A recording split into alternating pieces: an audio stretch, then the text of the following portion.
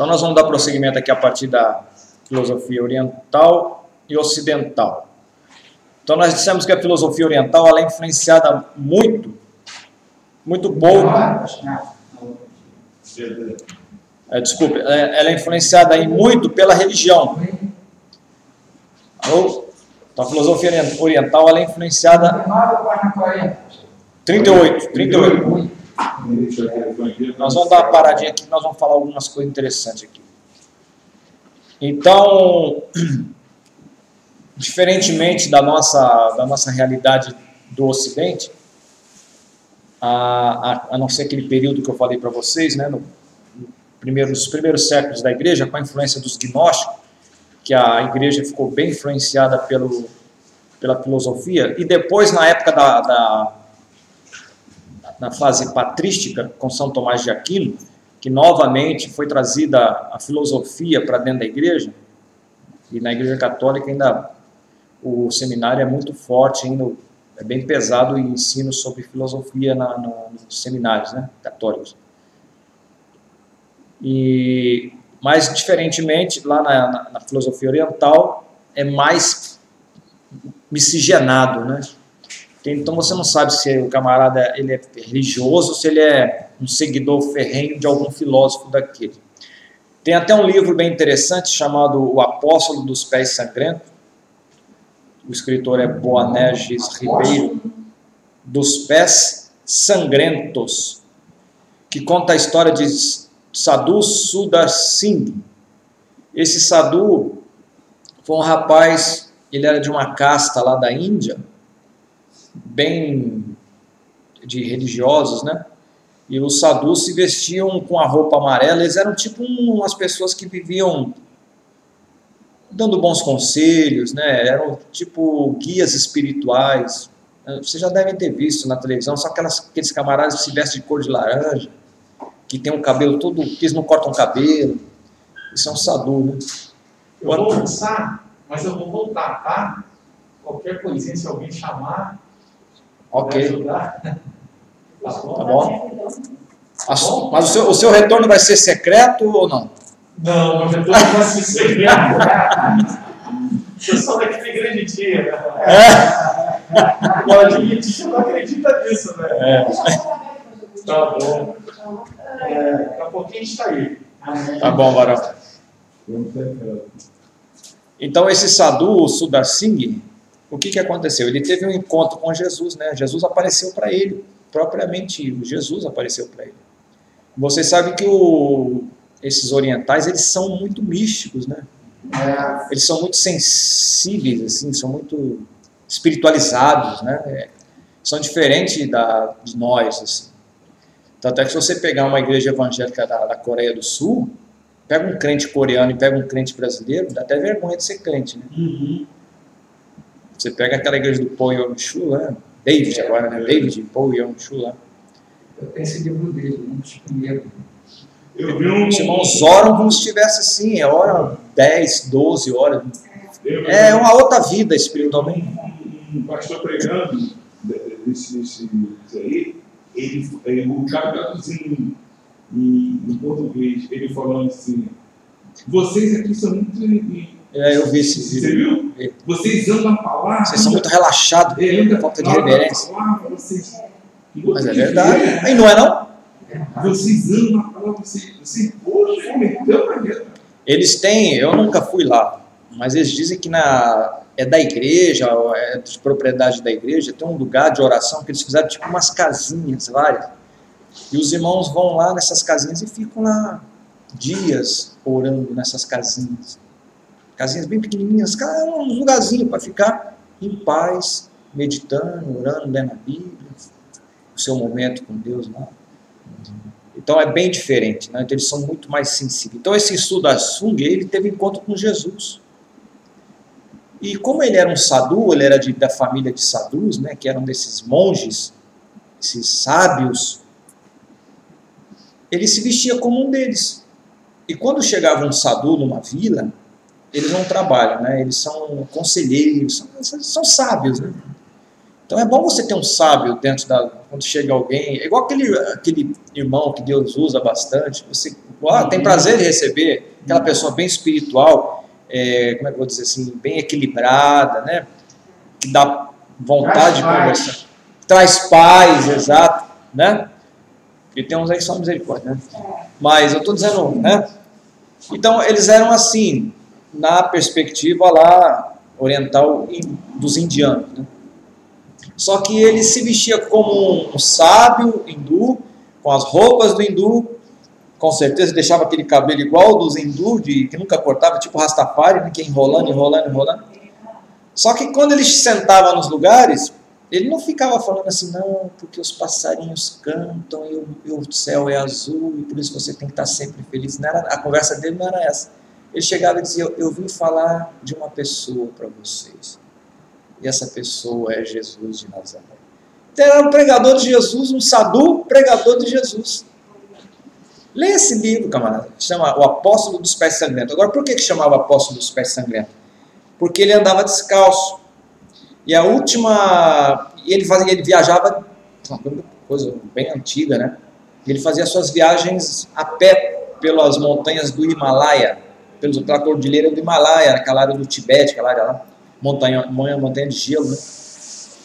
E queriam saber onde é que ele estava, ninguém sabia, porque eu também lembro, faz muitos anos que eu li esse livro.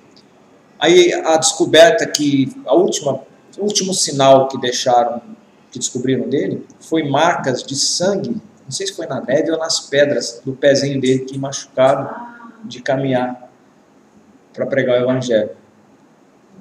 Então, ao Sadhu Sundar Singh. E é interessante no livro que ele tem umas visões místicas com Jesus, umas coisas...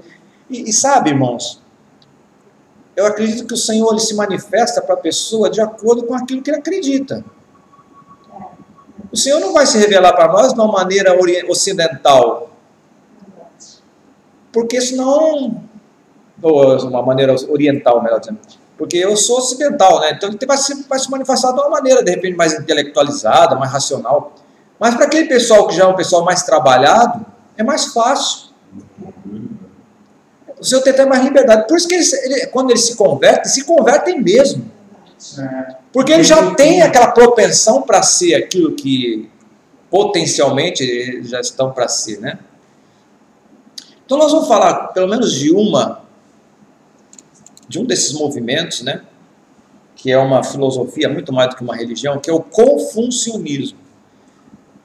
O confucionismo acredita na busca pela harmonia da vida e do mundo. Então, é uma filosofia que busca trazer essa harmonia, né? Mostrar o que é uma harmonia, o que é uma coisa harmonizada. É uma coisa balanceada, uma coisa equilibrada. Então, uma pessoa que está em harmonia é uma pessoa que ela está bem, psicologicamente, espiritualmente, financeiramente. Isso aqui eu estou falando da visão filosófica, tá? Do confucionismo aqui. Porque quando Jesus ele veio trazer o Evangelho, nós estamos falando de filosofia, e será que, de certa forma, o que Jesus veio... o Evangelho, não é que o Evangelho seja filosofia, mas o Evangelho é algo para se pensar. E a filosofia nos faz pensar. O Evangelho é racional. O Evangelho não é loucura, embora seja loucura no sentido de que a loucura que é para os gregos é aquela questão de você morrer e o corpo ressuscitar, porque eles acreditavam que o corpo não prestava. Essa é a questão da loucura aí. Mas o Evangelho você tem que entender. Tanto é que na história nós tivemos, até fiz a pergunta para vocês no trabalho aí, nós temos 2 embates, né, que é o do Santo Agostinho e do Tomás de Aquino. Santo Agostinho dizia, você tem que crer para entender. Então ele tem uma visão mais espiritual, ele é mais espiritualista. Uma vez que você acredita, você crê, aí você entende. Já o Tomás de Aquino, que foi lá no ano 1200 alguma coisa, no século XIII, ele vai dizer, não, você tem que entender para você poder crer. Eu até botei propositalmente, ou propositadamente, essa pergunta, o que você acha? qual que está certo? Ou os dois estão certos, ou os dois estão errados, um está certo, outro está errado. Aí cada um botou uma coisa, né? Eu deixei bem livre para cada um falar o que quisesse ali. Então, se você parar para pensar, os dois têm um certo... Pode ser com relação ao tempo também, né? A senhora falou, foi a senhora que falou sobre isso. Com relação ao seu tempo, foi a senhora que botou. Pode ser, é uma concepção. Como é que era o tempo de Agostinho? Como é que se concebia Deus na época? Se eles estavam combatendo o gnosticismo, que era a questão da razão, então o Santo Agostinho tinha todas as razões do mundo para dizer que você tem que crer para entender, e não usar da razão, entendeu? No seu tempo, nesse aspecto, sim. Já o outro, que é o Tomás de Aquino, que viveu na época da escolástica, né? Que ele já pegou resquício daquela cultura carolíngia, né? Que foi o Carlos Magno, quando ele procurou trazer de volta para os ensinos toda aquela ideia de matemática, de música, de artes. Ele resgatou esse ensinamento dessas coisas que tinham se perdido no tempo, né? Então, na escolástica, ele já pegou, o São Tomás de Aquino, ele já pegou essa questão da razão, a volta à filosofia, né? E outra, nós temos que lembrar também que o Santo Agostinho, ele foi influenciado por Platão. E o São Tomás de Aquino, ele foi influenciado por Aristóteles. São Tomás de Aquino Uma visão completamente diferente. São visões filosóficas diferentes também, né? Então, um fala que você tem que crer para entender, de repente por aquela questão de que nós vivemos num mundo sensível, mas as coisas reais, a verdade está num outro mundo que a gente não consegue perceber, que é o Platão falava isso, né? Então nós vivemos um mundo sensível, chamado mundo idealista, né? Que é o mundo das ideias. Então o que você vê, segundo Platão, não é a coisa, você vê uma representação de algo maior que está no mundo das ideias. Aí vai entrar aquela coisa do mito da caverna, aquela coisa, você só vê a imagem que alguém projeta para você, ou você só vê aquilo que querem que você veja, né? Enfim. Mas o São Tomás de Aquino vai dizer já não. O Tomás de Aquino é seguidor do Aristóteles. Aristóteles dizia, não tem nada em outro mundo. Você vê as coisas que estão diante de você. Você entende o que você está vendo. Olha aí, ó, tem que entender para crer. Viu? Ele tem assim, como fosse, a pessoa tem razão, consciência para perguntar, questionar sobre a fé. Então ele vai ter uma fé com razão. Consciente, né, do que ele crê. Né? Uma fé consciente, é a razão dele. Que ele tá... Olha só, deixa eu só responder, se a cabeça de velho é fogo, esquece, né? Sério, velho. A fé, ela não depende da razão, mas a fé não prescinde da razão. Ou seja, não tem como existir fé sem razão, porque a fé não é uma coisa aleatória. Então, ela precisa da razão, ela precisa entender alguma coisa para... Só que a fé ela não trabalha na razão, mas ela não vive sem a razão, porque senão seria né? Eu acredito. Não, mas você acredita por quê? Entendeu? Não existe. É bem interessante, porque a gente fala, não, mas as coisas de Deus você tem que ver pela fé. Você está acreditando porque você viu, Tomé. Porque né? Professor, eu acho que até a própria Bíblia tem muita base voltada para essa questão. O próprio livro de Hebreus, que o senhor acabou de citar aí, que a fé é o fim e fundamento das coisas que se não vê, mas a certeza das coisas que se esperam. Entendeu? Então você não viu, mas você tem a certeza que aquilo vai acontecer. O que te dá certeza de que aquilo vai acontecer, mesmo que você não esteja vendo? Enfim, eu particularmente assim, já tive algumas experiências assim. Não. Mentalmente. Mentalmente. Você está vendo isso aqui, Porque você está vendo. Aham. Mas se eu disser que isso aqui está aqui, se esse negócio não está, mas você... você está falando que está aí, então eu estou vendo mesmo. E Deus não é assim? Deus é. Eu estou falando que Ele está, mas... É porque... Mas aonde? É porque a certeza... Olha, veja bem, é porque a certeza de que aquilo vai acontecer, a resposta, na verdade, não está em você, mas a quem você está seguindo. E aquele que nós estamos seguindo já te deu a aval, já te deu a certeza. Não, isso vai acontecer. Vamos teologizar a sua resposta. Existe alguma coisa não? Alguém, para além de mim, que me testifica que isso é verdade. Quem é? É o Espírito Santo. O Espírito Santo, a terceira pessoa. Porque se não for o Espírito Santo, para mim, não. Mas ele é aquela certeza? Não, meu filho, creia que você não está vendo, mas eu estou aí. Porque falamos sobre o quê? Muita gente crê, mas crê em coisas erradas. Sim. Crê em coisas. Existe uma fé mal direcionada para outro Deus. Mas ele tem fé. Fé. Existe fé na fé. O camarada tem fé naquilo que ele acredita que, tipo, eu hei de conseguir. A fé na fé. Que muitas das vezes... Ele não está não é uma fé dependente de alguém fazer. Né? Ele está acreditando porque ele acredita.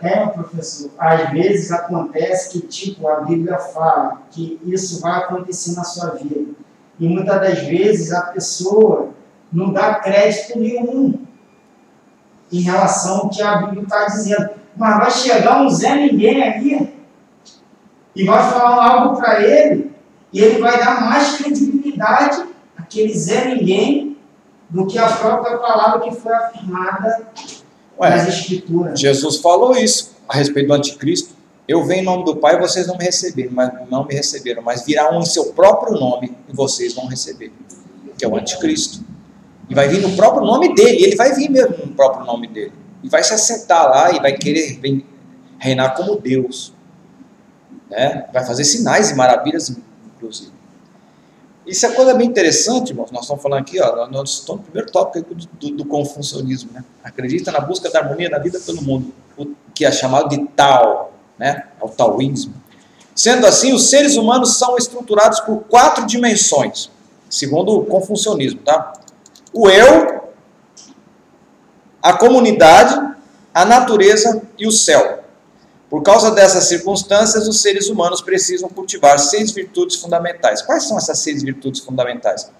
Então veja, irmãos, a diferença de filosofia misturada com religião e filosofia pura. Então, essa filosofia aqui, não que a outra também não oriente nesse aspecto, mas essa daqui, ela vai funcionar tipo como um Deus artificial, como... É um caminho que é mostrado, e essas, como ele chama aqui, deixa eu botar aqui só para ver como é que ele chama, usar o termo que ele usa corretamente aqui, o tal, né, que é esse equilíbrio, essa harmonia, essas são 6 virtudes. O que são virtudes? A palavra virtude vem de força, né? Um homem virtuoso, um homem que tem força, um homem que faz aquilo que quer fazer e faz com vigor, né? Então, se você obedecer essas 6 virtudes, então veja que você independe de auxílio de um Deus. Então é você que tem que seguir esse caminho. A diferença da filosofia e da teologia é que a teologia nós estamos sempre na dependência de que o Senhor vai fazer por nós, e nós temos algumas coisas a fazer para Deus também. Aqui não, tudo que faço depende de mim. Eu alcançar essa harmonia aqui, essa harmonia, filosoficamente falando, é o confucionismo. É uma filosofia oriental, que a nossa matéria é filosofia da religião. Como o taoísmo é uma filosofia, mas como nós sabemos que lá no Oriente a filosofia é misturada com a religião, não que seja religião, porque eles não têm templo religioso, mas vamos dizer assim, que eles tratam como se fosse, né? Você pode ver quando a pessoa morre lá, eles acendem um incenso, Então tem uma espiritualidade por trás da filosofia. Não é só aquela filosofia seca. Ela é banhada, ela é permeada por um sentimento religioso. Embora não tenha um Deus, ele não fala de Deus, embora não tenha, pelo menos não Deus como Deus, mas quando eles falam de Deus, eles vão falar sobre uma harmonia do universo, um grande arquiteto, como diz lá o pessoal da maçonaria, né? O Gadu, né? Ou uma força cósmica, ou aquele que ordena todas as coisas. Eles dão um sinônimo para não se chamar de Deus, né? Uma energia. Um agnóstico, por exemplo, né, vai falar assim, eu sei que tem alguma coisa aí, mas eu não sei o nome. O agnóstico fala assim. Então, o confucionismo então disse que para o homem alcançar essa harmonia, ele tem que cultivar essas 6 virtudes. A primeira é o gen, que é chamado de bondade. Veja, irmãos, nós estamos falando aqui que, diferentemente do Evangelho, né, Jesus, quando confrontava o povo, Jesus nunca, embora ele tenha dito que eu sou o caminho, a verdade e a vida, Jesus nunca deixou assim uma palavra dizendo, olha, a felicidade do mundo só depende do caminho que vocês vão seguir. Jesus seria um filósofo. Vou deixar uns caminhos para vocês seguirem. Seja bondoso. Não que o Evangelho não diga isso. A gente vê lá em Mateus capítulo 5, nas bem-aventuranças, bem-aventurados mansos, bem-aventurados humildes, né? Não deixa de ser virtudes. Não são virtudes? Claro que são virtudes. Né?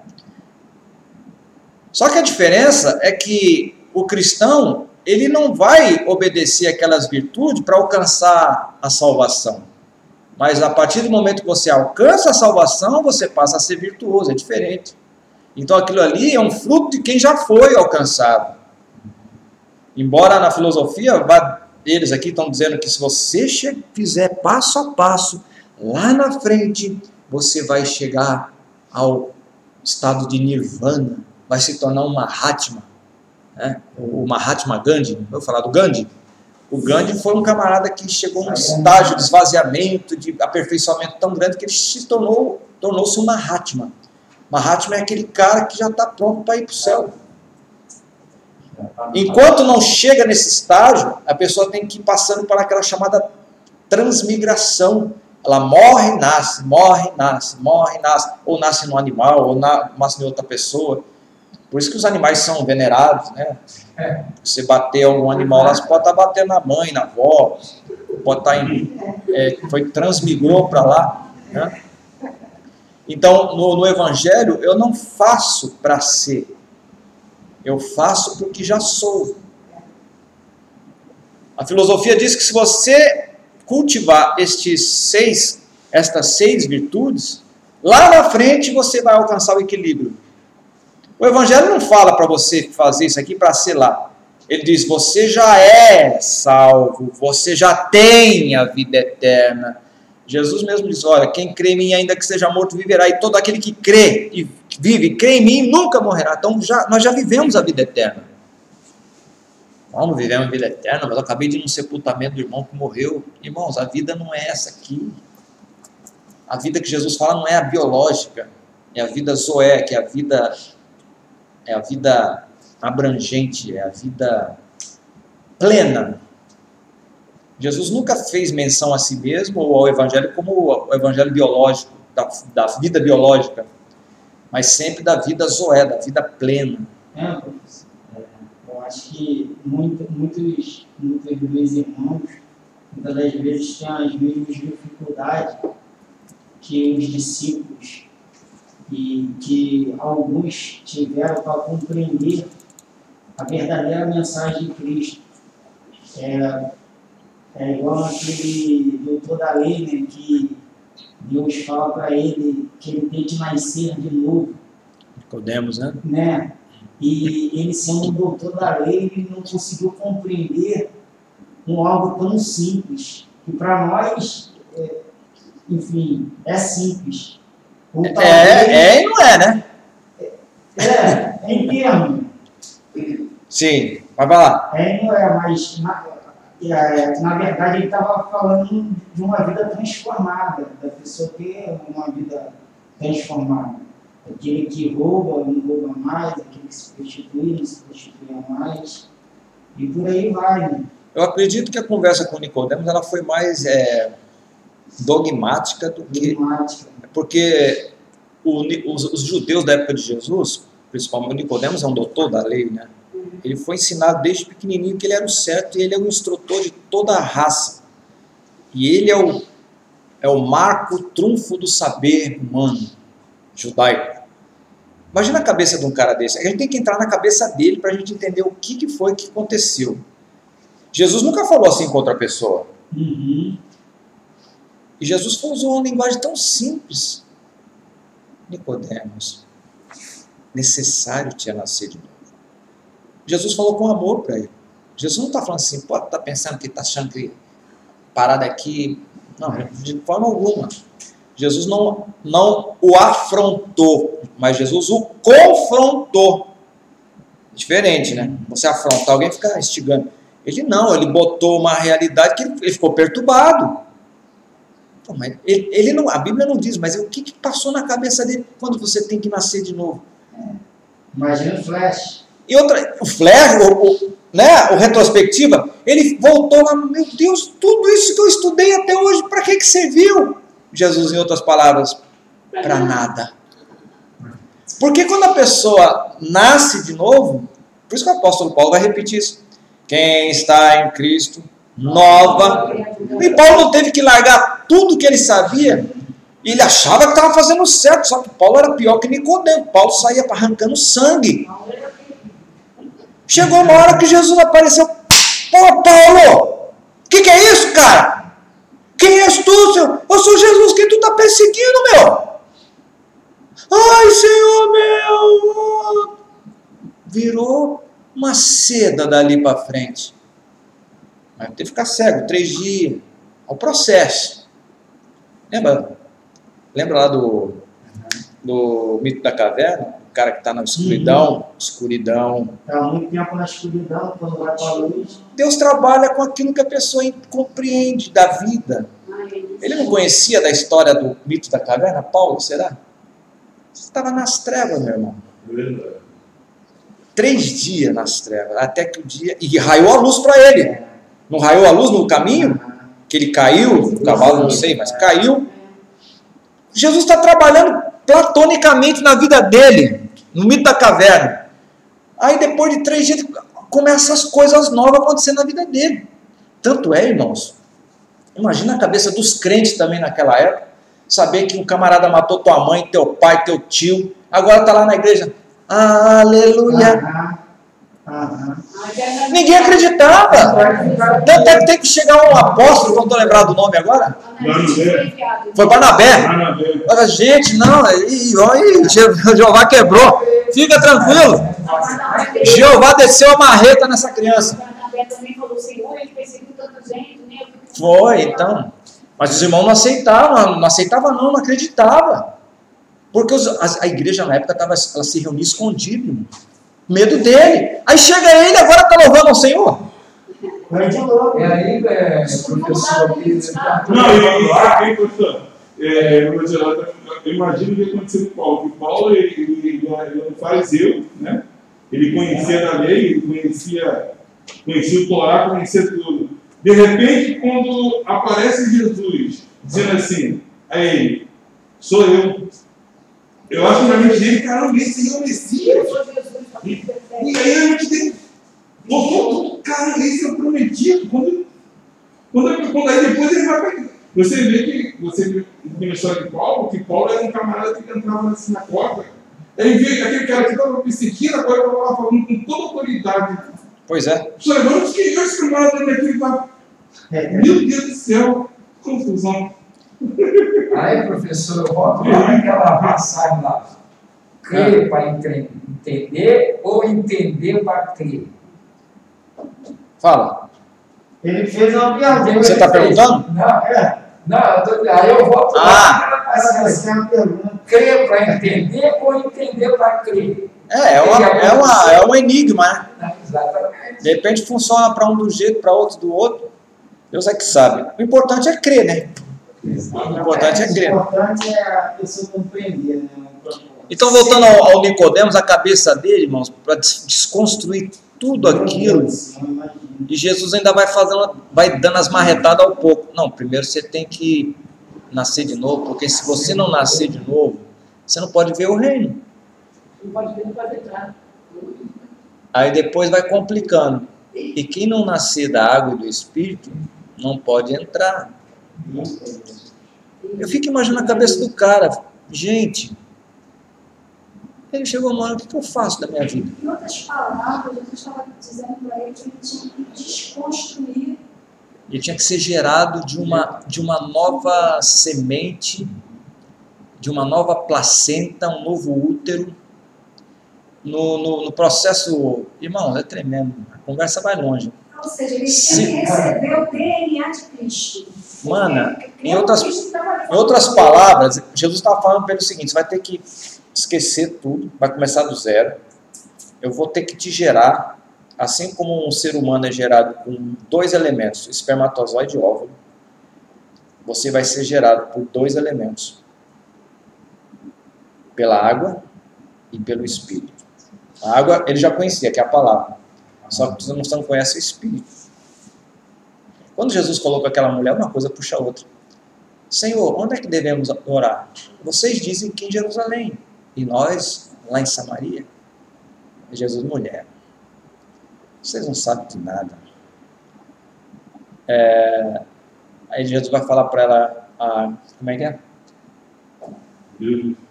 Não, antes disso que ele fala assim, que a salvação vem dos judeus, né? Tem uma conversa lá, ele ainda dá um pisãozinho no pé dela, né? Tipo, né? Vocês adoram, nós adoramos o que sabemos. Vocês adoram o que não sabem, porque a salvação vem do judeu. Ele deu, samaritana. Mas aí ele daqui a pouco desconstrói já a ideia do judeu. Mas mulher, esquece isso aí. Vai chegar um dia, e chegou, em que o Pai vai buscar os verdadeiros adoradores, porque aqueles que adoram a Deus devem buscar Deus em espírito e em verdade. E o Pai busca os tais que assim o buscam.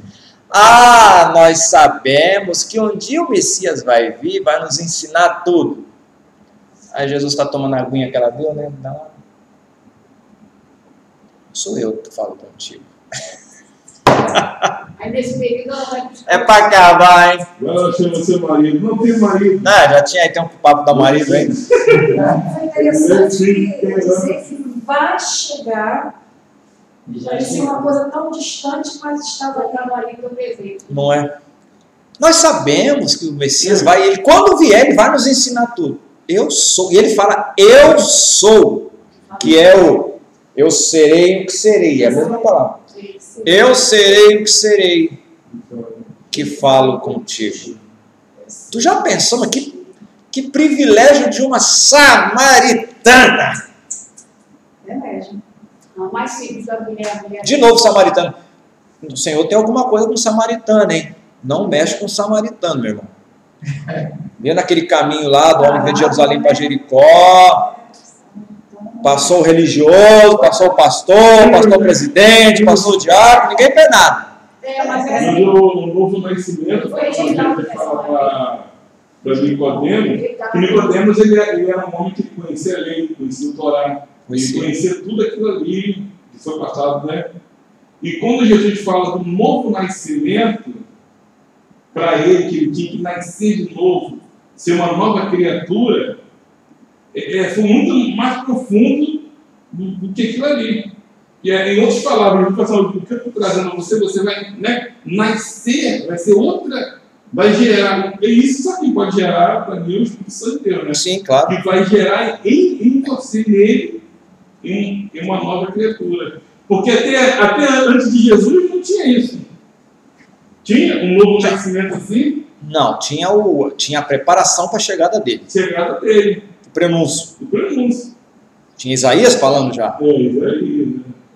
Voz do que clama no deserto, preparar o caminho. Já estava dizendo.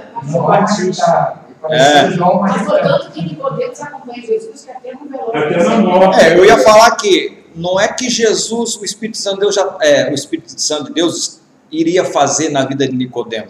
O Espírito Santo de Deus já estava fazendo. Para ele procurar ele de madrugada, se arriscar, queimar a reputação dele para falar com Jesus, o Espírito Santo de Deus já tinha destroçado aquele coração, irmão.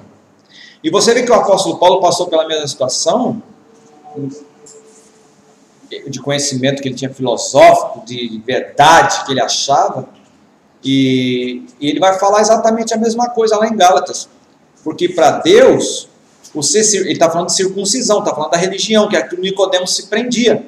Porque quem tivesse o sinal, esse é da aliança, ninguém mexe com ele, esse já vai para o céu direto. E Jesus disse, não, vocês estão enganados, meu irmão. Não é? E o apóstolo Paulo vai falar assim, a circuncisão que o Senhor quer fazer, não é a da carne, mas é a do coração. Né? Que coração? Não é esse coração de carne aqui, é da alma, né? Não seria do ser? Obrigado. E ele vai dizer o seguinte, e para Deus, o ser circuncidado não significa nada.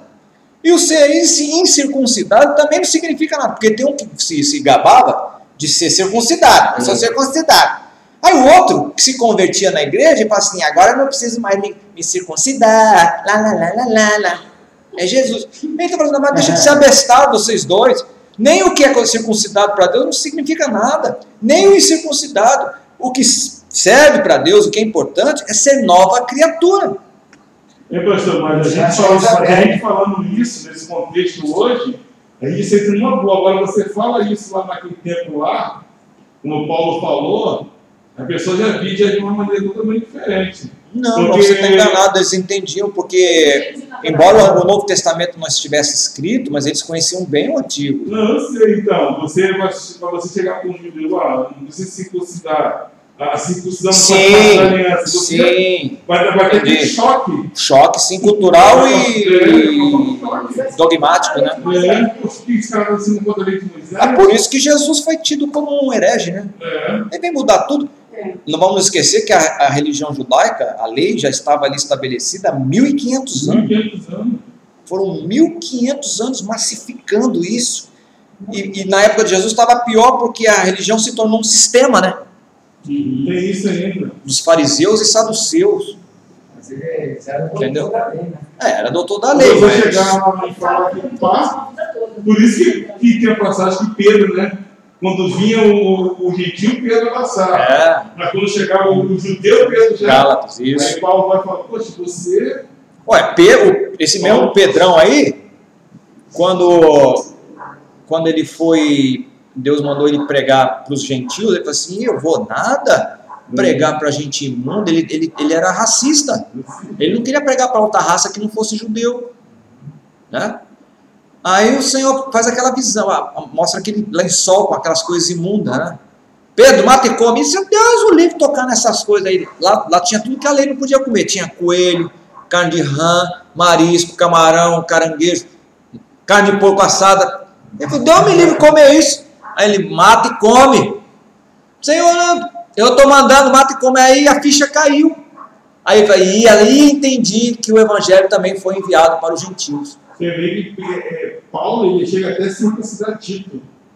Mas não por causa. Não foi por causa do Paulo, foi por causa dos irmãos. Por causa de circuncisão? Por causa dos irmãos. Você vê que era uma coisa tão. Que vergonha, né, irmão? O Tito estava tomando banho, fazendo sei lá, os irmãos foram ver se era circuncidado. Está em Gálatas, eles invadiram a nossa liberdade. Hoje o menino estava tomando banho, fazendo xixi, foram lá ver. Ela não é circuncidado. Mas Tito não precisava ser circuncidado, porque ele era grego. Mas ele, Paulo. Aí circuncidou. Mas hoje para dizer isso, né? Glória a Deus. Mas naquela época, essa revelação na época, isso não, os camaradas deu herege. Então a primeira virtude do confucionismo, né, dessa visão filosófica religiosa, né, é a bondade, seria a virtude mais elevada das existentes. Então eles pregam a bondade, conhecida como a lógica do amor ao próximo. É a conduta da reciprocidade, do humanitarismo e da benevolência. E Jesus não falou sobre isso? Amor ao próximo? Quais são alguém perguntou para Jesus: Senhor, qual o maior de todos os mandamentos? Amar a Deus acima de todas as coisas. E o próximo a ti mesmo. Se fizer isso aí, vai estar guardando os 10 mandamentos. 10 não, vai guardar os 613. São 613. E olha só, a perspectiva do Antigo Testamento, ou não do Antigo Testamento diretamente, mas da ideia rabínica da época, é aquela: o que você não quer que façam com você, não faça com o outro. Falei já numa outra matéria, né? Mas cabe bem de novo aqui para a gente relembrar. Mas Jesus mudou. Ele diz o seguinte: aquilo que você quiser que façam de bem para você, faça para o teu irmão. Aí é melhor, porque se eu não quero que faça de mal para mim, se eu não fizer o bem para o meu irmão e não fizer o mal, tá tudo bem, porque eu não estou fazendo mal. Mas Jesus está dizendo: não, bebê, o bem que você quer que façam a você, Faça com o irmão. o que você gostaria, por exemplo, se está passando uma necessidade, alguém fizesse por você? Eu queria, poxa, eu estava precisando disso. Não é bom quando chega alguém lá? Não sei, Deus mandou aqui, te trouxe. Você vai dar glória a Deus. E às vezes Deus está mandando, tocando a gente para fazer, a gente está achando que é a mente da gente. Não, é o Espírito Santo, vai lá e faz. Né?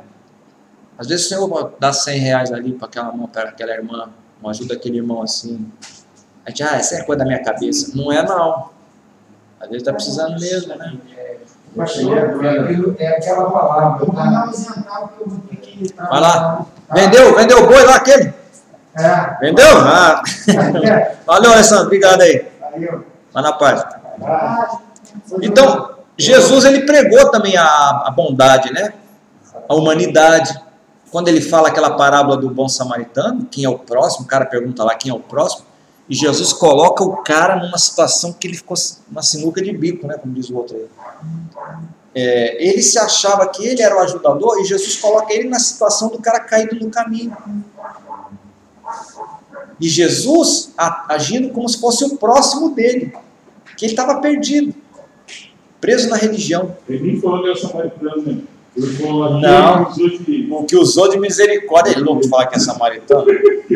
É maluco. Tem outro caminho que é chamado de Shun Tzu, que significa homem superior, nessa filosofia oriental do Confúcio. De acordo com Confúcio, o homem atinge a perfeição quando é sábio, humilde, sincero, amável e justo. Vocês vejam que eu falei em uma outra matéria que toda religião ela procura pregar essa questão da justiça, a questão do amor ao próximo, a questão do autocontrole, a questão do domínio próprio, né, que é o autocontrole. Enfim, coisas boas. Toda religião, por mais absurda que pareça, vai procurar ensinar isso daí, né? Por mais radical que seja. Então, o Shun Tzu também diz que o caminho do homem perfeito também é uma virtude. É o segundo passo para você alcançar essa harmonia na sua vida. Me lembro daquele desenho do Kung Fu Panda, né? Que até falei para vocês aqui antes dessa cena.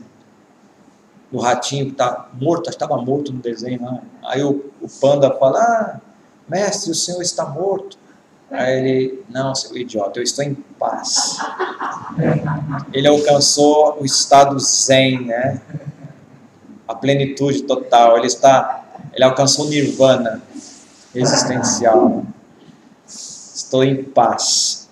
E a filosofia ela prega isso mesmo, né? A filosofia grega pregava a paz também, a ataraxia, né? A imperturbabilidade da alma. O próprio Aristóteles, ele vai dizer que quando a gente fala sobre as causas, né? Tudo tem uma causa, tem um final também, um fim. Para qual finalidade? E ele vai falar que a finalidade da existência do homem é a eudaimonia, que é a felicidade. Então o homem vive em busca dessa felicidade. Todo ser humano vive em busca dessa eudaimonia. Eudaimonia. A palavra daimonium não é dessa palavra não. Vem de daimonium, era uma ideia que o Sócrates dizia que tinha um daimonium. que era como se fosse uma ideia que o ajudava nas decisões difíceis da sua vida, o daimônio. E sempre canalizada para o bem, tá? Mas aí a Bíblia usa daimônios para falar desses espíritos. E no conceito filosófico também, um daimônio é uma fixação, uma ideia que a pessoa é possuída por aquele pensamento, aquela ideia, que pode ser tão forte que pode levar essa pessoa até a matar por ela, ou morrer por ela. Esse daimonion, que é uma ideia. Por isso que quando fala dos daimônios, né, que são espíritos que não têm corpo, eles precisam de um corpo para se manifestar, pode não, com certeza ter alguma correlação com essa questão de ideia. Porque o que é uma ideia? Ideia é um pensamento que está na mente do camarada. E você pode ver como uma pessoa, quando ela está endemoniada, foi liberta, ela fala assim, eu estava ouvindo vozes. Vocês já tiveram oportunidade, né? Ou pessoas que não manifestaram, mas dizem que estão querendo acabar com a sua própria vida, ficam ouvindo uma voz, mandando ela pular não sei da onde, matar não sei quem. É um daimônio, é uma daimonia. Por isso que vão dizer que o Sócrates ele era perturbado. Né? Não duvido não. Esses homens, não tinha Jesus, não tinha Deus, né? Mas enfim, ele não se matou, não matou ninguém, mataram ele, né? Ele foi obrigado a tomar aquela mistura venenosa de cicuta, né? Diziam que ele era um homem pervertido e pervertia os jovens. O outro caminho, a outra virtude seria o Shen Ming. Isso aqui não, isso aí eu botei a mais aqui. Eu estou na página 38 parado ainda aí. Eu que botei esse acréscimo aí. É um comportamento adequado, então você se comportar decentemente, né? O homem deve cumprir as regras de conduta, isto é, ajustar o seu comportamento no dia a dia. Outra virtude, chama T, que significa poder e autoridade. O domínio do poder é necessário para se governar, porém deve ser feito de forma equilibrada e justa. Agora, um governante, para saber essa diferença aí de equilíbrio e justiça, aí vai bater o que você falou aí, de tudo, mas não dê poder, né? Entende? Fulano é assim, dá tudo, mas não dá poder para ele não. Dá dinheiro, não dá poder. Porque tem gente que não pode ter poder mesmo não. Você quer conhecer alguém, tem poder para ela. É verdade. Às vezes você se surpreende até numa liderança dentro da igreja. Como é que a pessoa se transforma, né? Para o mal. Tem umas que tem talento mesmo e trabalha direitinho com aquilo. E outra coisa, irmão, a liderança, a maioria das vezes a pessoa já nasce com ela, tá? Claro que você pode forjar em alguém, você pode dar aula, pré-curso, ela vai se tornar um líder. Mas tem um líder nato. Eu me lembro do filho de uma irmã nossa, lá em Rio Grande. A gente ia para a igreja, né? O meu filho é contemporâneo, tudo da mesma idade, um molecado, tudo da mesma idade, molecadinha. 3 anos, 4 anos, na frente da igreja, mas quando chovia, fazia uma poça d'água, e criança já viu, né? Acabava o culto. Mas tinha um lá, que você olhava assim, parecia uma guerra, quando tem aquele general, e falava, rapazes, falava assim com 3, 4 aninhos, 5 aninhos, acho que tinha, falava, rapazes, me acompanhem, fazia gesto assim, e a rapaziada ia atrás dele, eu falava assim, que Júnior, o nome dele, menino, Júnior, né, Almani Júnior, e o tempo foi passando, e cresceu tudo grandão, tudo, ela tá com 29 anos, Júnior hoje é sargento do exército, só podia, você tá entendendo? E eu falo, rapaz, você bem pequeno, já estava transpirando liderança, né? Então veja que a coisa nasce com a pessoa. Outros são forjados, você pode dar um curso, dar uma aula, e a pessoa... Porque às vezes estava nem buscando alguma coisa de liderança. Também a necessidade, né? A necessidade, mas... Existe pessoas também que, no caso da igreja, existem pessoas que são líderes só porque Cristo está na vida dela.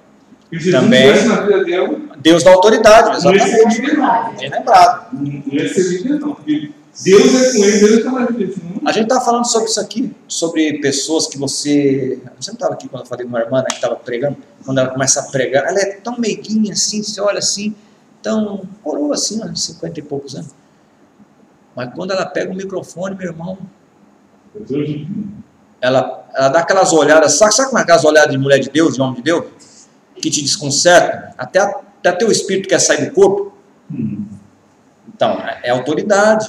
A gente está falando de uma irmã também que é pastora, também toda carente, assim, mas na hora que estava dirigindo o culto, homem de Deus também. Né? Eu não sei, cara, uma coisa não tem explicação, é unção de Deus mesmo. É coisa sobrenatural. Não tem explicação, esse é por causa disso aqui. Não, não é. É uma coisa que Deus. E é interessante, irmãos, que isso aí. Aí o pastor daquela igreja saiu, o outro assumiu. Coisa de estou falando quando assume por Deus, tá? Não que tomou a igreja, aí já é outra conversa. Agora, quando a coisa é feita direitinho, e o pastor passou o tempo dele, ele passa o cajado, né? Não para o filho ou para o cunhado, não que o filho do pastor não possa ser pastor, mas nem todo, né? Mas que passe para alguém que tem que ser mesmo, você vai ver que aquela unção permanece. Tem Moisés E Josué. Então é uma coisa, é sobrenatural isso. É sobrenatural. Então, outra virtude é você ter o poder e a autoridade de saber aplicar isso de forma equilibrada e justa. Outra virtude chama-se li. Li. Consciência da vontade do céu significa. Os governantes devem proporcionar um confortável padrão de vida ao povo. Aí, ó, tem que ouvir esse governante. Ofertando educação, moral e aos rituais, pois sem estes aspectos o homem não é capaz de cultuar de forma adequada seus ancestrais e deuses do universo. Veja que isso aqui é filosofia oriental, tá? Isso aqui não é Bíblia, não. Então nós estamos pegando, veja como que é filosofia, mas como que envolve, né? Então, agora já está tratando aqui com líderes, que geralmente esses filósofos, eles têm conselho e palavra para todos. Né? E vocês sabem que desde a época, a filosofia chinesa, ela é antiga, mais antiga do que a grega, né? Apesar que não foi só na Grécia que teve filósofo, né? Tá vendo que esse aqui é chinês. Então, sempre teve essa coisa de um sábio estar aliado ao governo para poder dar auxílio para o governante para governar, para administrar. O problema do Sócrates foi exatamente esse. Por que ele bateu de frente com o governo grego? Porque Sócrates pregava, para quem quisesse ouvir, que para ser governo tinha que ser filósofo. Porque só filósofo sabia pensar. Aí você chega na frente de um político desse aí e fala, amigo, você não pode ser político. Quem tem que ser político sou eu, que estudei mais do que você. Que isso, companheiro? Olha Davi, né? Quando a gente pensa nessas coisas, dá misericórdia. Deus é bom com a gente mesmo, né? Quando a gente passou. Mas enfim, nada contra, tá? Cada um com seus cada um. Mas era assim, o Sócrates pensava assim. Isso aí custou a vida dele. Esse cara é inimigo do Estado. Aí já inventaram logo uma queima de reputação, aí ele perverte os jovens. E queimar reputação é com eles mesmo, né? É com político. Para fazer isso aí eles não querem nem saber. Te bota no céu num dia, no outro você está no limbo, torrando no inferno. E de boa. E com a mídia ainda a favor deles, né? Te lascando em banda. Então eles tinham esse conceito de que essa outra virtude seria uma virtude de consciência e vontade do céu, que a pessoa vai fazer de tudo para o bem daqueles que são comandados. Aí tem a outra chamada WEN, W-E-N, que são a artes e música. Toda expressão artística é encarada como uma riqueza da sociedade. Então vimos aqui essas 6 virtudes, né? Então ele diz aqui, ó, então por conta dessas virtudes, o confucionismo ressalta que o homem não tem necessidade de um Deus ou ser superior para ajudá-lo a alcançar a paz interior. Viu? Por que não tem necessidade de Deus? Porque se você seguir os passos que eu estou te dizendo, siga essas virtudes, isso só depende de você. Você não precisa de Deus. Deus para quê? Para te atrapalhar? Para te proibir? Você é livre para fazer o que você quiser, porque você é dono de si, do seu nariz. Você quer, você faz, você consegue, você tudo pode. Já ouviram essas frases aí? Tem uns coaches aí que estão dando esse tipo de coisa aí, né? Só que não é verdade. Você é capaz, você nasceu para brilhar. Jeová precisa de você. Olha, irmãos, só tem uma vez que Jesus disse que precisava de alguém na Bíblia. Foi de um jumento. Exatamente. Só diga lá, fala, o mestre precisa dele. Jesus não precisa de mim, nem Deus. Ele conta comigo. Conta com o Nelson, com o Kleber. Se nós pisarmos na bola, o Kleber, ele vai levantar mais 10 Kleber e 55 Taranto ali. E 90 Nelson. E melhor que nós. Mas associamos isso aí que Deus precisa de nós. Nunca? Quando? Você falou uma coisa certa, a pessoa chega assim, Deus é fiel, e você é fiel? Tá igual aquele irmão, né? Não, Deus é fiel e você é fiel. Aquele irmão que eu falei que foi expulsar não. O paralítico lá na Central do Brasil, eu te falei? Foi para vocês? Não.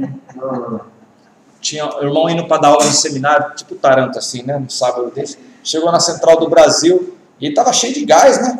O pastor Vicente. Aí disse que tinha um paralítico bem debaixo da roleta assim. Ele falou assim, é hoje. Pegou no ombro do paralítico.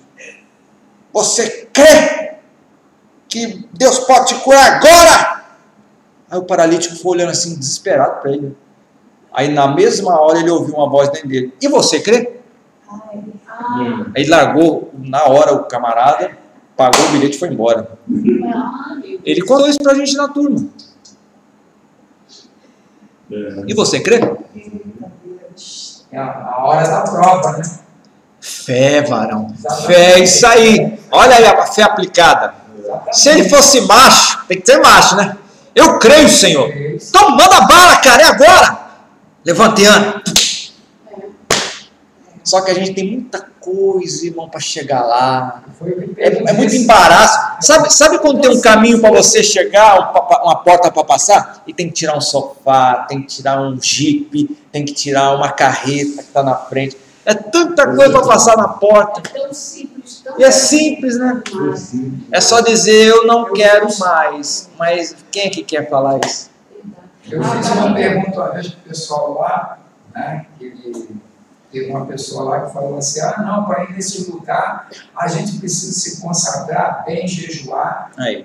Eu falei assim, escuta aqui, o que vocês fazem segunda, quarta, sexta, sábado, domingo? Boa, Luiz, é isso aí. Tem que estar logo na canela mesmo. Tá entendendo? Não foi o que estava perguntando. É porque são tudo domingueiro, Luiz. É crente domingueiro. Eu lá em Atos 13 falei assim, como é que a igreja de Antioquia procedia? Aí eles ficaram quietos. Ô, Luiz, eu não posso falar por ninguém, tem que falar por mim. Luiz, é matar um leão e um urso todo dia, mano. Todo dia. O maior leão e o maior urso somos nós mesmos. Com certeza. O maior inimigo não é diabo, isso é fichinha. Né?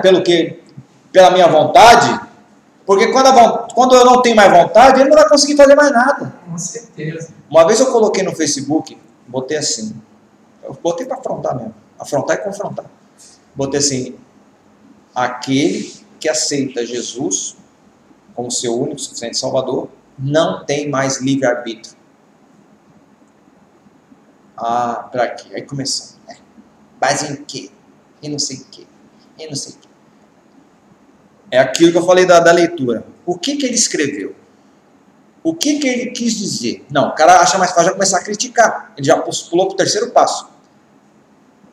Vamos seguir o raciocínio. A filosofia oriental está dizendo que eu vou conseguir as coisas porque eu estou fazendo. Eu estou fazendo. Quando a gente vê que não é aquilo que eu estou fazendo, é para alcançar. Eu tenho que dar conta a alguém. E eu tenho que saber que se eu não fizer, alguma coisa vai acontecer. Então, Deuteronômio 30 diz assim: eis que coloco diante de vós 2 caminhos. É Antigo Testamento, mas é princípio bíblico isso. Caminho da vida, caminho da morte. Deus é tão bom que ainda fala: escolha, pois, esse aqui, cara. Esse aqui. Escolha. Não é isso que está escrito, irmão? Esse cara vai ter desculpa. Vai ter desculpa esse cara lá naquele dia? Não tem, mano. Fala assim: Senhor, eu não sabia. Como é que é? Não sabia? Que isso, não sabia? Eu mesmo falei: rapaz, escolha esse. Eu dei a cola da prova. Era 10 a prova. Você não tirou porque eu não quis. Então, irmãos, a partir do momento que eu entendo isso, eu falo assim: eu quero andar. O que é livre escolha ou livre-arbítrio? É decidir para onde você quer ir. É para lá ou é para cá? Eu já escolhi. Uma vez que eu já escolhi, você tem uma estrada que vai para... Só tem, imagina, 2 destinos. Ou São Paulo ou Belo Horizonte. Você, eu quero ir para São Paulo. Você vai chegar onde? São Paulo. Mas qual que era a minha vontade? É ir para São Paulo. Então, para que eu vou escolher outra coisa se não tem mais o que escolher? Então, livre-arbítrio acaba quando eu escolho. Eu já escolhi. Não, mas você pode, se quiser, voltar. Isso aí não é escolha, isso aí é apostasia. É isso aí. Porque eu já escolhi. Então, veja como é que as pessoas não conseguem mentalizar. Os termos. Eu lembrei do testemunho de um pastor do Campo de Madureira, ele era sargento da Marinha. Só podia ser.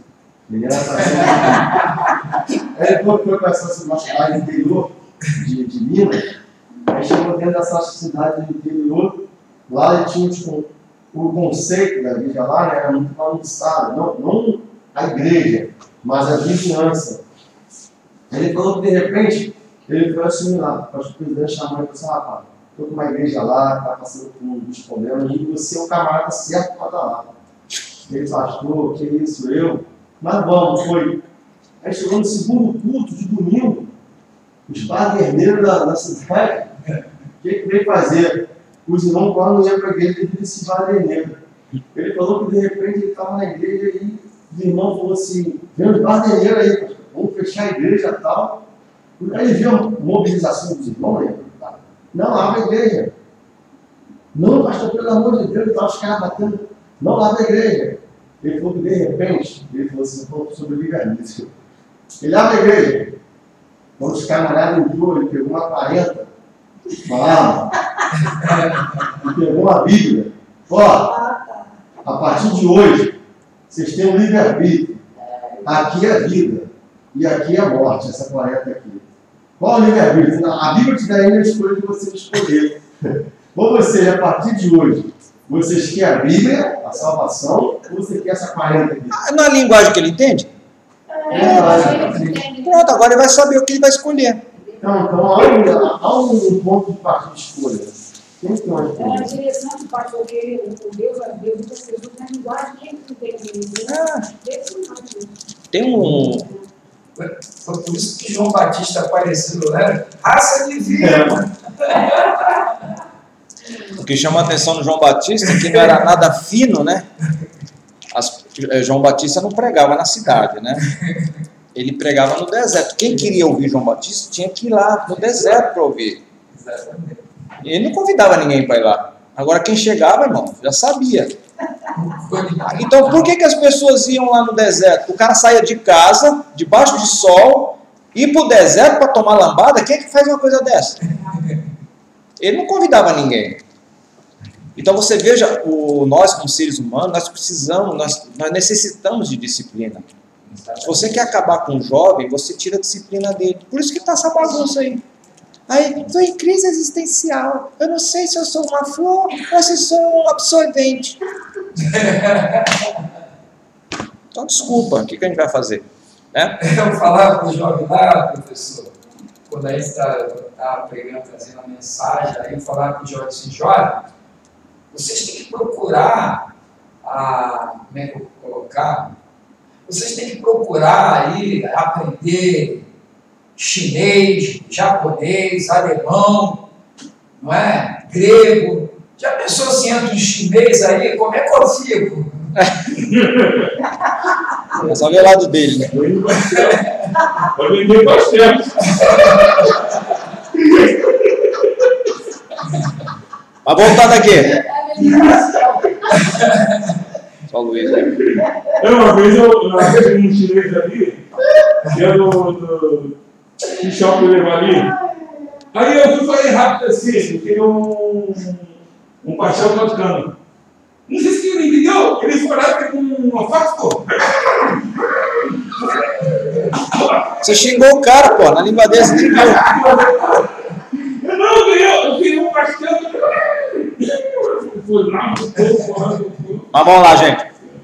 Já na área ocidental, como é que funciona essa divisão da filosofia e da religião? Ela é mais bem delineada, né? Bem separada, porque a filosofia ocidental ela foi emancipada pelos gregos, e os gregos possuíam um apelo forte à razão. Então foram os gregos que procuraram separar daqueles mitos, né? Daquela mitologia grega. Os deuses gregos, eles eram deuses que tinham as paixões humanas, né?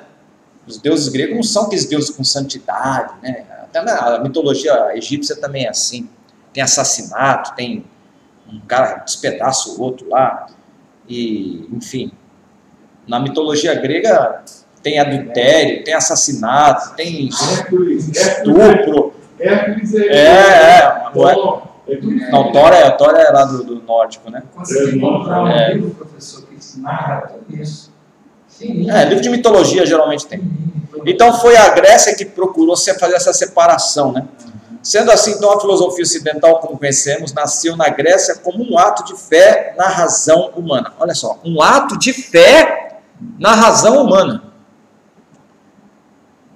A fé pode não ser só voltada às questões de Deus, né? Agora tem fé na razão. Nós temos um movimento filosófico chamado positivista, né? Quando ele passou a acreditar, ou a partir do Augusto Comte, ele só passou a acreditar nas coisas que a ciência podia comprovar, através de comprovações, através da empiria, né? Nossa, isso aqui está comprovado, isso aqui nós fizemos uma decantação aí, fizemos uma análise química, fizemos uma eletrólise e descobrimos que aqui tem H2O2 e 2 átomos de hidrogênio e 1 de oxigênio, né? Ah, tá legal, pronto, eu já sei. E não pode contestar, porque já foi comprovado. Então, fé na razão humana. O positivismo é meio que uma religião, tá vendo a aspa aqui, ó? Ah, mas não tem Deus. Inclusive, muitos são ateus e até agnósticos, né? Mas é a fé na razão.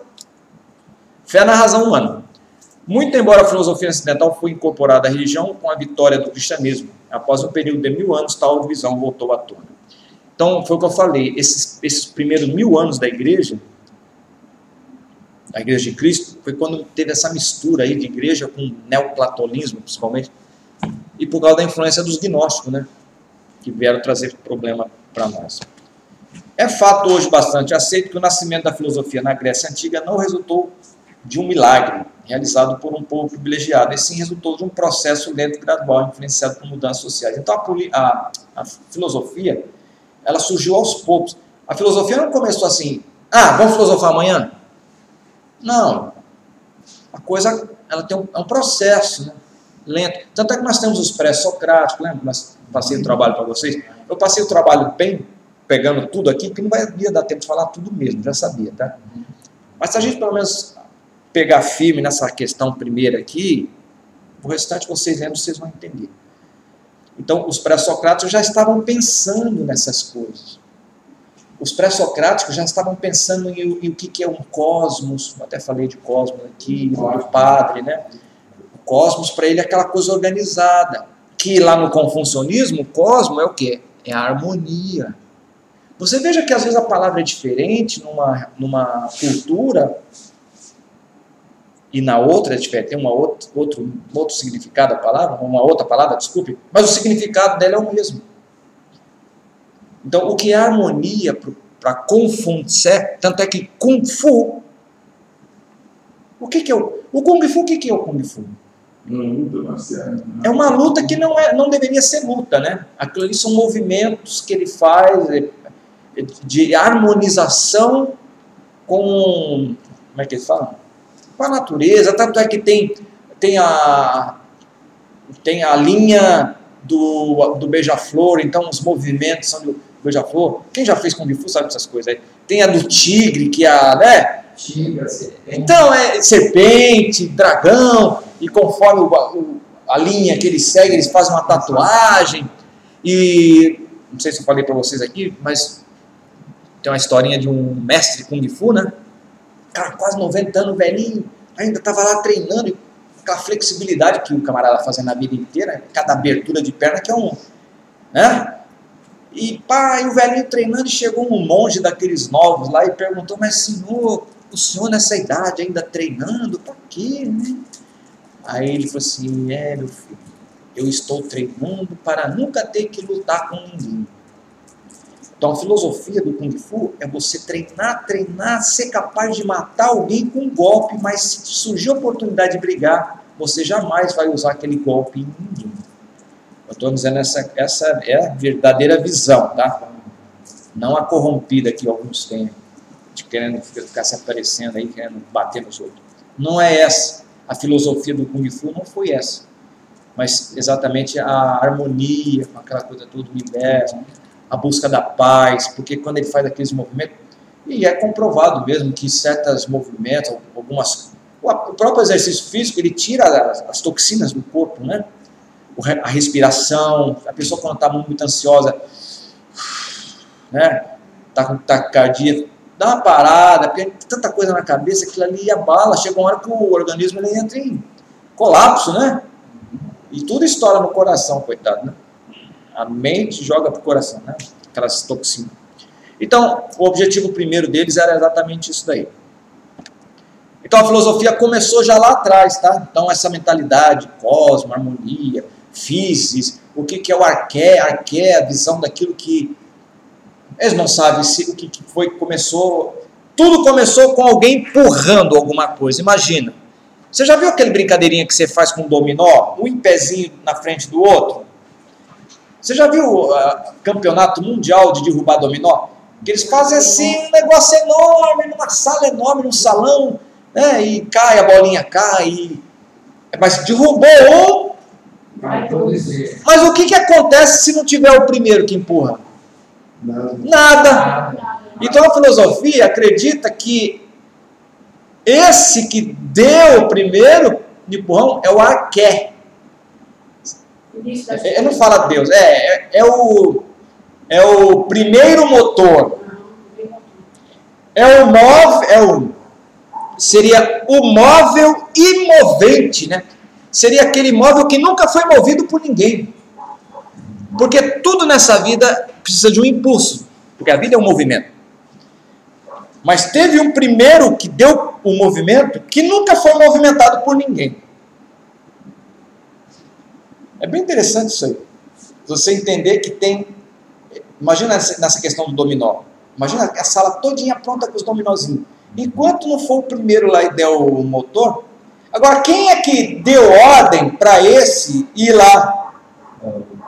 Não tem na filosofia. No dominó com certeza vai ter. O cara lá, já, pode que não vão filmar, né? Lá tudo bem. Mas na história da humanidade, ele fez porque ele quis. Tipo assim, agora, vou fazer porque eu quero. Então, ele é o primeiro motor, o Aristóteles chama disso, não só ele, né, mas os pré-socráticos já chamavam de arqué. Arqué. A palavra arqué significa aquilo que é antigo, aquilo que é o primeiro, o princípio de tudo. O São Tomás de Aquino vai fazer as 5 vias teológicas de São Tomás de Aquino, que nós vamos falar na aula lá da quarta-feira, acho que na próxima aula, vamos falar das 5 vias do São Tomás de Aquino, da metafísica, né? Então, ele vai usar exatamente sobre esse arqué. Só que o Aristóteles nunca chamou o arqué, São Tomás de Aquino é defensor do Aristóteles, ele cristianizou Aristóteles. O Aristóteles vai dizer que esse primeiro arqué, que nunca foi movido por ninguém, é chamado de arqué só, mas ele não dá nome de nada, que é Deus, que é Jeová, ele não fala, ele fala o primeiro que não foi movido por ninguém. É o primeiro motor que não é movido por ninguém. Já o São Tomás de Aquino vai dizer, ele queria dizer que era Deus, mas ele nunca falou que era Deus. É por conta do São Tomás de Aquino, entendeu? Então, quando vocês verem, ouvirem, lerem sobre as 5 vias da apologética, né, de que Deus existe, São Tomás de Aquino vai fazer uma defesa filosófica da existência de Deus, e ele vai escrever a sua Suma Teológica, que são perguntas, centenas de perguntas que se faz, são até bem interessantes, viu? Tem na internet de graça, baixa lá para você ler. É uma informação interessante para você ver o que se trata, a Suma Teológica. Você pode comprar também, vem livros. Eu vi lá numa livraria católica, estava R$500 a coleção toda. São uns 10 livros. Livros assim, mais ou menos assim, um centímetro de largura cada um. Depende da editora, tem editora que tem 5 livros, né? Outra 10, outra 15, depende. Depende do tamanho da letra, depende de várias coisas. E na internet tem lá várias páginas, né? Que eles botaram letrinha pequena. Ok? O nome é Suma Teológica? Suma Teológica, São Tomás de Aquino. Então, para o estudo filosófico da religião, vários são os métodos utilizados. Nós temos o método histórico, vocês já leram isso aí para fazer o trabalho que eu passei para vocês, né? Método histórico crítico comparativo, você vai estudar a historicidade do negócio para saber a origem, né? Vai comparar várias religiões no tempo e no espaço, buscando seus traços comuns e sua diferença específica para verificar o que constitui a essência do fenômeno religioso. Então, o método histórico crítico comparativo é uma maneira de você poder estudar a filosofia da religião. Nós estamos fazendo isso aqui. Eu peguei uma só, tá? Do confucionismo. Podia pegar... Já pensou pegar uma por uma? Aí a matéria nossa aqui ia fugir, já seria outra matéria. Essa matéria que fica comparando se chama Religiões Comparadas. É matéria do seminário também. Não é o nosso caso aqui. É só dar um flashzinho, tá? Eu botei aqui uma... Não vai dar tempo de falar. Só para resumir, que nós estamos falando aqui o método histórico crítico, que ele usa até a questão da fala, né? Da língua. E a gente... Filológico, né? Desculpa, filológico. Mediante o estudo comparado das línguas, busca encontrar nas línguas parentes o que pensavam e acreditavam os povos antes de se dividirem em as línguas distintas. Lembra que eu falei para vocês que dependendo da língua, o sentido da frase, ela tem um significado mais profundo. Não que seja outro significado, mas tem um significado mais profundo. O grego tem um significado literal da palavra. Um exemplo, por exemplo. O vai traduzindo para a gente tem de outras formas. Significa na mesma coisa. Olha, vou pegar um exemplo clássico. Você se lembra quando Jesus falou com... Jesus já tinha morrido, ressuscitado, aí aparece para Pedro, ele estava lá pescando, aí Jesus botou peixe e pão lá na churrasqueirinha lá, aí faz 3 perguntas para Pedro. Pedro, tu me amas? Lembra disso? O que Pedro responde? Sim. Sim, Senhor, eu Te amo. te amo. Passa um pouquinho, Jesus, Pedro, tu me ama? Aí Pedro já começou a ficar, Senhor, te amo. Apacenta meus cordeiros, apacenta minhas ovelhas. Aí a 3ª vez, Pedro, tu me ama mesmo? Aí, Senhor, tu sabes todas as coisas. Não é isso que está escrito na nossa Bíblia? Vamos para o original. O original está escrito assim, em grego. Petros, agapasme, ágape, amor ágape. Amor ágape, aquele amor incondicional. Pedro responde, Kyrios, Senhor, Fileos-se, eu gosto do Senhor. Não, não é diferente assim. Filho, no caso, filho é o amor filantrópico. Quando você vê alguém passando necessidade, você vai lá e ajuda. Você está vendo alguém passando fome, você ajuda. Você está vendo alguém passando frio, você vai e ajuda. É um amor filantrópico.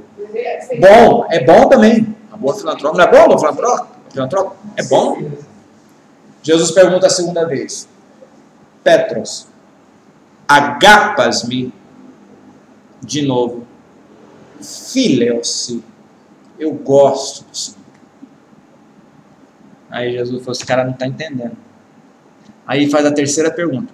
Aí Jesus, vamos interpretar. É como se Jesus assim falasse numa língua dele, né? Jesus está falando assim, Pedro, tu me amas com amor incondicional? Amor ágape é amor incondicional, amor de Deus, né? E Pedro responde, eu gosto do Senhor, você não sabe, você não tem noção. Mas não é aquele amor a ponto de se entregar. Senhor, eu te amo, é diferente de eu gosto do Senhor. Para nós é bem diferente. Né? É um pouquinho diferente, sim. Mas na língua grega são 4 amores que tem, né? Mas são todos amor. O problema é esse, que na nossa língua, amor não é gostar. É mais. Amor é mais do que gostar. Mas para nós, amor de Deus, amor de pai, amor de marido, amor de filho, é tudo amor. No grego, não. Você tem amor para homem, marido e mulher, que é o eros. Você tem amor de Deus, que é ágape. Você tem amor filantrópico, que é o filos. E você tem amor estorge, que é aquele amor de filho para pai. Pai para filho. E são diferentes esses níveis. Quando Paulo vai escrever para CF, né? CF, ele fala assim, ele fala para o marido amar como Cristo amou a igreja. Como Cristo amou a igreja. Ou seja, não é o amor eros. No caso, é o amor ágape. Que a si mesmo se entregou por ela. Por ela. Ele vai usar amor ágape, ele vai usar amor eros. Dá para entender o texto. Só que olha, você já fica até com raiva de Pedro. Né? Não, você fica meio indignado, né? Mas aí a terceira pergunta que Jesus faz, no original, Jesus fala assim, ok, tipo, como se fosse, Petros, Fileomi, você gosta mesmo de mim? Aí, Senhor, tu sabe todas as coisas. Então Jesus, na terceira vez que pergunta, ele pergunta com o amor que ele está respondendo. Então Jesus pergunta primeiro, agapas-me, e depois pergunta, Fileomi, você gosta de mim mesmo? Então, claro que aquele Pedro ali era um Pedro que ia ser transformado ainda, né? Jesus mesmo falou assim, quando você era pequeno, você ia onde você queria, mas vai crescer e vão te levar para o lugar que você não quer. E Pedro foi o outro Pedro que a gente já viu, né? Foi transformado, graças a Deus por isso. Então você veja que a língua, e se você pegar outro idioma aí, é claro que para fazer a interpretação bíblica a gente só pode fazer na língua original, né? Eu não posso, eu vou ver como é que está escrito isso aqui na língua russa. Não, aí não. Porque o evangelho não foi escrito na língua russa. Eu tenho que ver nas línguas originais. Outra coisa, quando Jesus determina examinar as escrituras. Qual a escritura que Jesus está?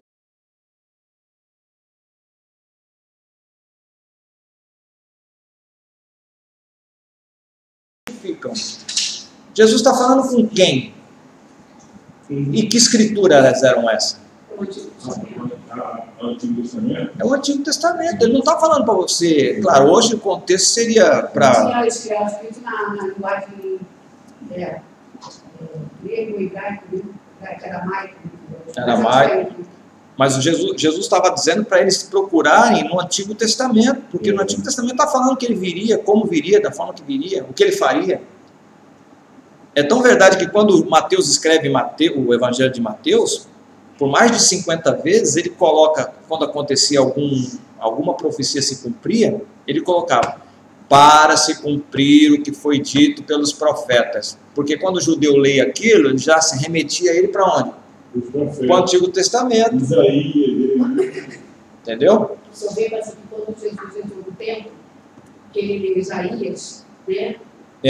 O Espírito Santo. Já pensou? Eles não acreditaram em Jesus ali. Não, eles perceberam, né? Com certeza. Depois eles se irritaram muito com Jesus ali. Não é que alguns não acreditavam, mas muitos judeus acreditaram em Jesus. Muitos judeus acreditaram, né? Mas alguns não. Alguns não. Acreditaram. Não.